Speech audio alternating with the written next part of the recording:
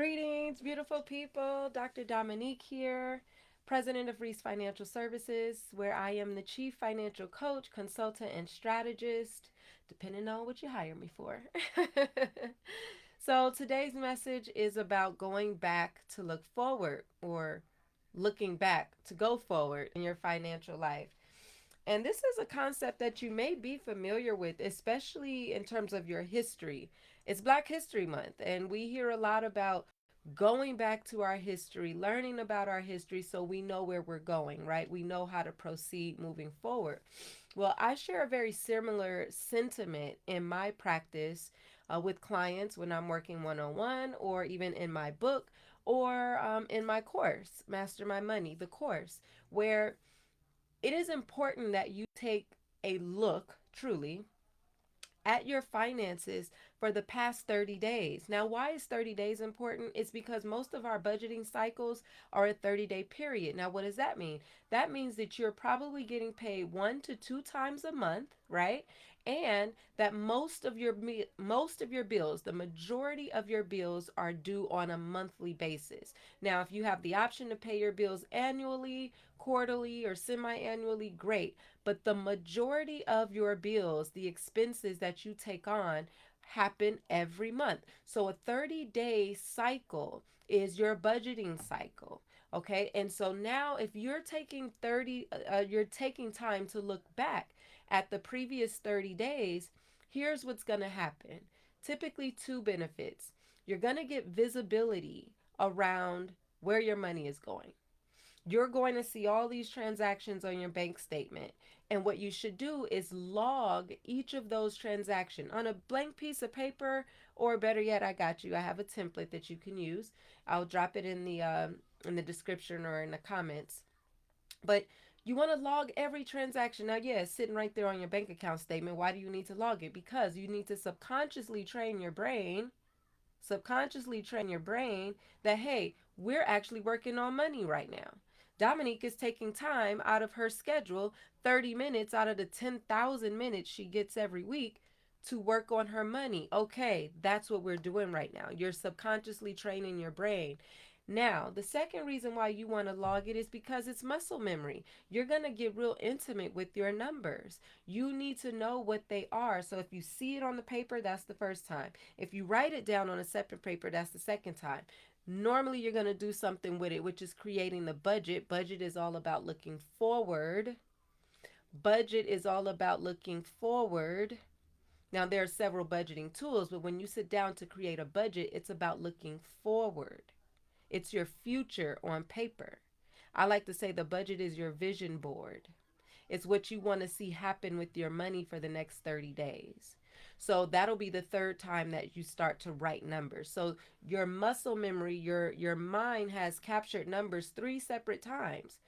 Also, your learning style. Some of us are kinesthetic learners. We learn as we go. Some of us are visual learners, so we have to see it, right? Which is why budgeting doesn't work if you're budgeting in your head. There's no such thing, especially if you're a visual learner. Some of us are audio learners. So you need to be able to understand the way you take and consume information when it comes to your numbers.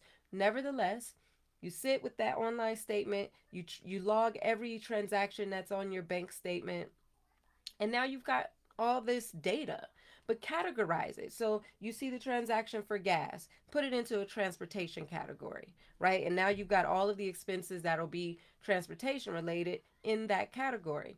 Once you've done that with every transaction, food, shopping, bills, whatever your categories are, add them up.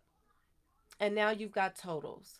So now you've done a few things. You've taken all this data, which is very macro, for the past 30 days, and you brought it down to something very micro, these categories. So you might be able to say, okay, I had, 5,000 come in, and I had 4,820 go out.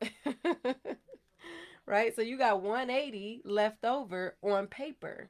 But where did the 4,120 go? Like, or 180, whatever the number I said. Where did that go? Where, like, you pay bills, you know that, but where did it go? You got to go back and look at these things. So now you know, okay, well, I spent, 2,000 on housing expenses. I spent 3,000 on housing, 100 on this, 500 on that. Now you've got these categories to tell you where your money has gone for the past 30 days. Now you can use that data to look forward and create your budget. That is how we should be budgeting. And that's two separate budgeting tools. Budgeting can happen over three different ways. At least that's how I train and teach my clients. So you have a style that's about looking back, the past. You have a style that's about the present, and then you have a style that's about the future. And all of these tools are doing different things, but the one thing they're doing that's in common is they're getting you in the know about your money, where it's gone and where it's going. And you are sitting in the managerial position to tell it where to go once you begin to write the budget. But before you do that, you need to look back so you know where the money should go moving forward. That is the idea behind looking back to go forward in your financial life.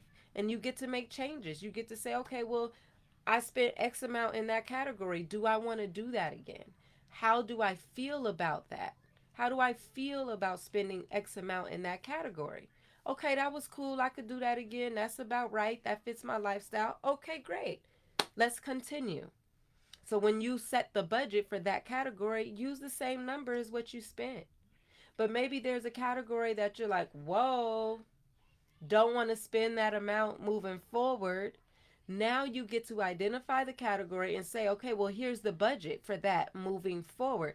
Last month I spent X. Next 30 days, I'm spending Y.